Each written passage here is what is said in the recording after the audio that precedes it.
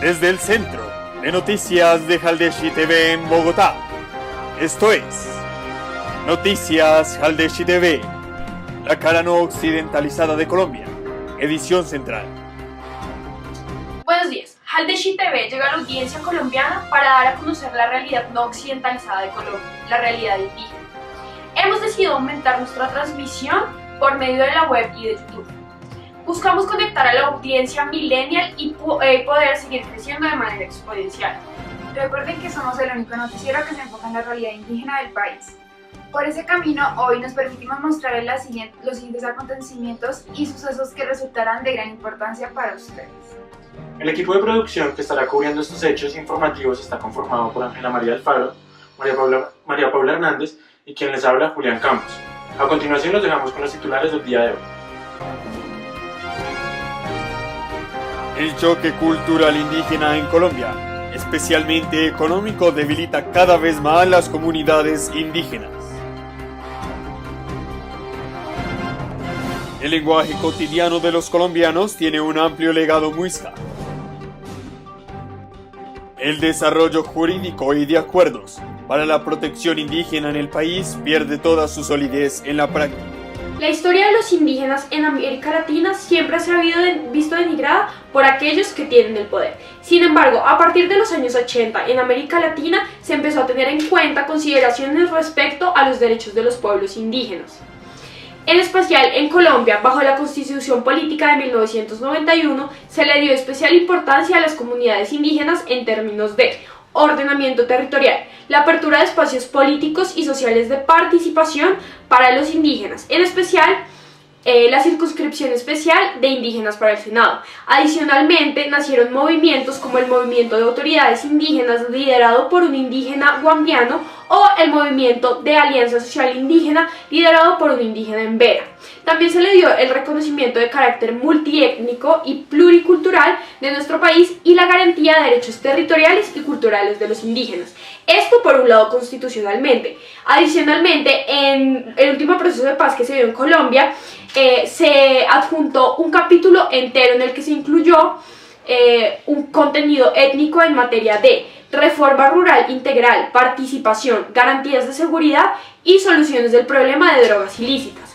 Si bien, a partir de lo anterior, es claro que el estatus constitucional y documental de los indígenas en Colombia es sólido, su realidad es poco satisfactoria y se caracteriza por múltiples violaciones a los derechos humanos. Dentro de estas violaciones también evidenciamos algunas rupturas en el proceso de paz, especialmente en términos de las garantías de seguridad. ¿Cómo puede ser posible que el consejero Luis Fernando Arias, consejero de la ONIC, afirme que los territorios indígenas hoy siguen siendo disputados por grupos como el ELN, paramilitares, fuerzas militares y grupos de disidencias de las guerrillas, sin efectivamente permitir un desarrollo próspero para las comunidades indígenas? Adicionalmente, después de este proceso de paz no se ha generado una verdadera seguridad para nuestros indígenas, pues han habido diferentes matanzas de grupos indígenas, como lo fue la matanza del líder indígena Luis Gerardo Velasco.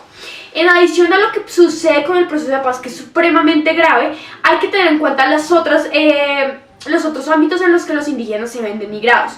La protección económica se ve cada vez más diluida, pues el Estado dirige el dinero a los municipios, el dinero de los indígenas o los municipios, y muchas veces no llega a las comunidades. Adicionalmente, la ONIC afirma que hay al menos 50 pueblos en riesgo de extinción físico, lo cual demuestra el poco cuidado del Estado en términos de preservación cultural. Según el líder indígena William Carupia, en esa fiebre de oro que tienen los mineros en Colombia, también están entrando a los resguardos con sus máquinas sin planeación y empiezan a hacer presión sobre las comunidades y dividen internamente la comunidad, dañando los procesos locales que se dan en esto. ¿Qué problemática considera que aqueja a las comunidades indígenas? Están asesinando. Así es así. La problemática que tiene la comunidad es con referencia a la minería. Es aquí donde la comunidad colombiana se tiene que preguntar qué carajos está pasando, pues nuestros indígenas que nos dan prosperidad en términos culturales se están dejando de un lado segregados en términos de los acuerdos de paz en los que se supone que se adjuntó un capítulo entero en pro de su defensa, y adicionalmente a los acuerdos de paz hay otros círculos sociales en los que nos están promoviendo la seguridad y el desarrollo cultural de nuestras características indígenas, como lo fue el problema sucedido con las minas o en la distribución de las riquezas en el país. Muchas veces pensamos que por vivir en grandes ciudades dejamos todo nuestro legado indígena a un lado. Suponemos ser ciudadanos de una metrópolis con herencia y tecnología extranjera, pero lo que no sabemos es que tenemos impregnado ese legado cultural indígena más de lo que creemos. Palabras que usamos comúnmente usted y yo fueron usadas anteriormente por la comunidad indígena de los Muiscas. Palabras como changua, cubio, cuchuco, curuba, fique, totear, hueva, uchuba, Bogotá, entre otras, son herencias de la semántica del chibcha hacia el lenguaje coloquial colombiano. Gracias a María Luisa Rodríguez de Montes y su obra, podemos identificar estos muisquismos presentes en nuestro idioma. ¿Cuál cree usted que es el significado de las palabras guaricha y guache?